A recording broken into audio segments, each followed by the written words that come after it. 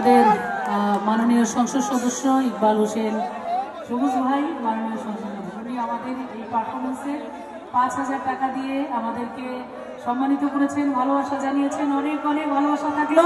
ভাইয়ের জন্য জোরে আরেকটা করতালি চাই। ধন্যবাদ সবাই।